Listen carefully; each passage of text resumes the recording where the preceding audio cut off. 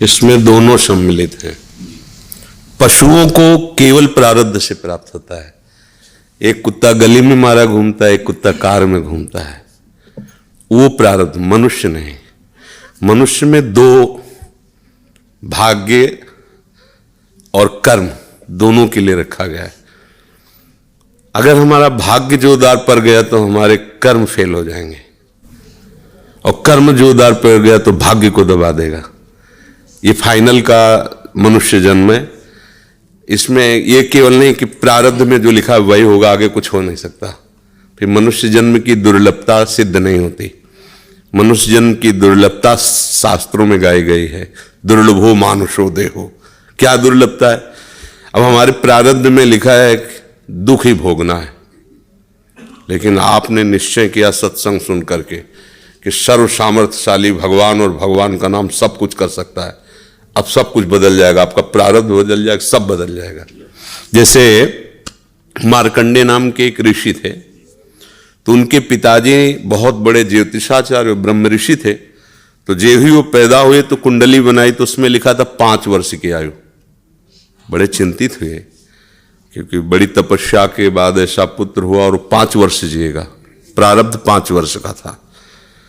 तो उनका मनुष्य जन्म केवल प्रारब्ध के अधीन नहीं है, उपाय के भी अधीन है।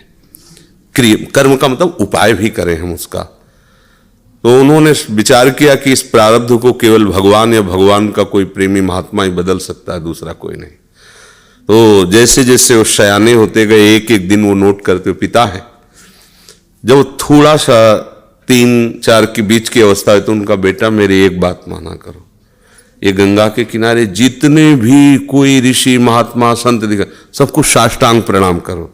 अब वो बालक थे, अब संतों को प्रणाम करने की उन्होंने, क्योंकि जानते थे कि संतों की कृपा दृष्टि पड़ जाए तो प्रारब्ध का नाश हो सकता है। अब गुप्त रूप से सनक सनंदन सनातन सनत कुमार भी विचरण ही करते रहते, तो मार्कंडेय जी सबको प्रणाम करते थे। तो सब करुणा भरी, भगवान तुम पर दया करें। बच्चा जैसे कोई प्रणाम, आप सब प्रणाम करो तो उतना हृदय नहीं, लेकिन अगर छोटा बच्चा तो एकदम उसकी तरफ दृष्टि जाएगी, राधा राधा राधा राधा। एक छोटा बच्चा है, प्रणाम कर रहा है 3-3.5 वर्ष का, तो वो सब संत, और वो चुपचाप बैठ करके देखा करते थे उनके पिता कि किसी ऐसे महापुरुष का आगमन हो जो सृष्टि पर शासन करने की सामर्थ्य रखता हो, तभी प्रारब्ध बदल सकता है। छोटी मोटी तपस्या वाले से प्रारब्ध थोड़ी बढ़ता है। उन्होंने देखा ये चारों तो कुमार हैं, सनक सनंदन सनातन सनत कुमार, जो साष्टांग किया तो वो एकदम, वो भी 5 वर्ष की अवस्था में रहते हैं हर समय। उन्होंने कहा चिरंजीवी भव। बस वो खड़े हो गए, बोले महाराज ये अभागा चिरंजीवी लायक नहीं है। इसके प्रारब्ध में 5 वर्ष की आयु लिखी और चौथा भी पूर्ण होने जा रहा है, कुछ समय का जीवन है। सनकादि ने कहा जब चिरंजीवी भव तो चिरंजीवी भव। हमने उसका भाग्य देख के थोड़ी बोला, उसका आचरण देख के बोला। एक छोटा बालक संतों के चरणों में लेट रहा है, ये चिरंजीवी लायक ही है। बोले महाराज अब भाग्य देख के दे, 5 वर्ष की आयु, अब कैसे? तो उनका हम वो तिथि वो तारीख तुम निकालना, और उस तारीख को हम भी आएंगे भगवान शंकर के मंदिर में, भगवान शंकर के लिंग को ऐसे गले लगवा के बैठालना, हम भी वहीं रहेंगे, देखते हैं कैसे मृत्यु ले जाएगी इस बालक को। ऐसा ही हुआ। अब संतों के बताए हुए मार्ग पर चलने वाले का मंगल ही होता है। तो वैसे चारों कुमार वहां विराजमान गुप्त रूप से। धर्मराज पधारे, यमराज के रूप में नहीं, धर्मराज के रूप में, क्योंकि पर वो ये दृश्य देखकर घबरा गए। और मृत्यु के भी, काल के भी महाकाल भगवान शंकर हैं। उनका स्मरण किया कि भगवान आपके ही विधान का हम पालन करते हैं, जो आप आज्ञा करते हैं। 5 वर्ष की आयु है, आयु आज खत्म होने जा रही है, समय पूरा हो गया, पर मेरी ताकत नहीं कि आपसे छीन कर मैं ले जाऊं आपको गले लगाए हुए ऐसे। तो प्रभु आप प्रकट होइए और बताइए कि हम आपके कानून का कैसे पालन करें।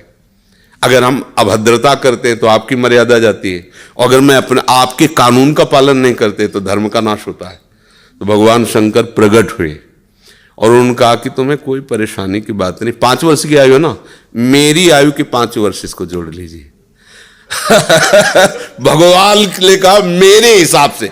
भगवान को जानते, जब यहां का पूरी सृष्टि का विनाश होता है ना, तो इतना होता है निमेष, निमेष इतने जैसे भागवत में आता है, ब्रह्मलोक में एक कमल की पंखुड़ी ऐसे छेदी गई तो मृत्युलोक का 1 वर्ष और वहां का इतना समय, तो भगवान का निमेष और ब्रह्मा की पूरी की आयु व्यतीत हो गई। आज भी अविनाशी हैं मार्कंडेय ऋषि, आज भी विराजमान है।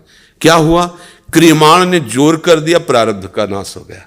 जो प्रारब्ध 5 वर्ष का था वो अविनाशी हो गया, वो अमोघ हो गया। तो हम केवल पशुवत प्रारब्ध भोगने नहीं आए हैं, हम नए प्रारब्ध की रचना भी करने आए हैं।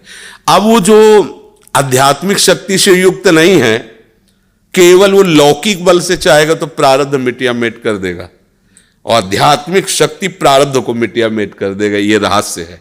जो भगवान का आश्रय लेकर भावी मेट सके त्रिपुरारी, भगवान का आश्रय ले लो तो जो कुअंक भाल के हैं वो मिट जाएंगे। हमारा प्रारब्ध इतना जोर, जैसे प्रारब्ध है किडनी फेल, ये पूर्व प्रारब्ध है। मां के गर्भ से इस रोग की रचना हुई, जान तो पाए 35 वर्ष की अवस्था में, 20 वर्ष बाबा जी बनने के बाद। अब मांगते खाते अपने भजन मार्ग में चलते रहे, अब किडनी खराब हो गई। अब क्या, ये तो सब रुपए का खेल इसमें, ये तो इसमें धन चाहिए, हमारे पास कुछ नहीं है। अब हम जिनके आश्रित थे उन्होंने खेल बदला, ये सब व्यवस्था कर दी। ये हमारे प्रारब्ध में नहीं था, प्रारब्ध में तो दुर्गति थी, दोनों किडनी फेल है, लेकिन आश्रय जिनका लिए उन्होंने चैप्टर बदल दिया। अब देखो किडनी खराब, 2 बजे से दिनचर्या चल रही, 2 बजे रात से। ये किडनी वाले पेशेंट की दिनचर्या होती है क्या 2 बजे रात से? तो ये है इनके चरणों का बल और ये हमारा बल। हमारे बुरे कर्मों का फल हमको मिल रहा है और उनके आश्रित हैं, तो ऐसे हमारा जीवन कट रहा है, ऐसे गोद में लिए काट रहे हैं। तो हम केवल प्रारब्ध के ही अधीन नहीं, हम कोई पशु नहीं है, मनुष्य जन्म में मिला है। हम नया कर्म करें ऐसा कि हमारे बुरे प्रारब्ध का नाश हो जाए। हम ऐसे भगवान का आश्रय लेकर भजन करें कि हमारा, अच्छा भगवान सब कुछ है। जैसे आपको धन चाहिए तो लक्ष्मीपति है, यश चाहिए तो पुण्य श्लोक है, उन्हीं की कीर्ति से समस्त शास्त्र भरे हुए। जो चाहिए, रूपवान, गुणवान, धनवान, वैभववान, वो सबके समुद्र हैं, उनका आश्रय ले लो, सब कुछ हो जाएगा। अब अगर केवल धन पर लक्ष्य रखोगे और भगवान का आश्रय नहीं लिया तो बुरे कर्मों से भी तुम नहीं बच पाओगे। अब उपाय करना चाहिए कि हमारे नए कर्म ऐसे बलवान होने चाहिए कि जो बुराइयां हमसे पीछे हुई वो हमें परास्त न कर पाए। अगर हम यश चाहने की कोशिश करें तो भगवान का नाम कीर्तन करें, गुण और संयम से रहें, सबको सुख पहुंचाएं, अपने आप यश होगा। और अपने यश के लिए हम दंभ पाखंड करें तो बाद में ऐसी कालिक पोतेगी कि ना लोक के रह जाओगे ना परलोक के रह जाओगे। तो हमें यश चाहिए, धन चाहिए, सुख चाहिए, तो एकमात्र भगवान का सहारा लेकर हम भागवतिक आध्यात्मिक कर्म ऐसे करें जिससे सबका मंगल हो जाए, सबको सुख प्राप्त हो जाए। जैसे हमें अच्छा भोजन चाहिए तो दूसरे की थाली से छीने नहीं, अपनी थाली का दूसरे को पवा दे। अब तुम्हारे लिए जो व्यवस्था होगी बड़ी हाई क्लास की होगी, क्योंकि वो सरकारी होगी। वो देख रहा है ना, तुम दूसरों के लिए अपने सुख का त्याग कर रहे हो, तो तुम्हें कभी दुखी देख ही नहीं सकता। दुख उसको मिलता है जो अपने सुख के लिए दूसरों को दुख देता है, दूसरे के सुख का नाश करता है, फिर मालिक उसके सुख का नाश कर देता है। और ये सबको बात लगभग पता है कि किसी को भी दुख देने से तुम्हें सुख नहीं मिल सकता, पर कोई चूकता नहीं अवसर आने पर दूसरे के दुख को दे करके और सुख भोगना चाहता है, इसलिए वो दुखी रहता है। अगर चतुरता आ जाए, विवेक आ जाए और विवेक पूर्वक को अपने कर्म को संभाल ले तो बुरा प्रारब्ध भी टल जाएगा, मंगल ही मंगल, आनंद ही आनंद रहेगा। ये भगवान का आश्रय लेने से।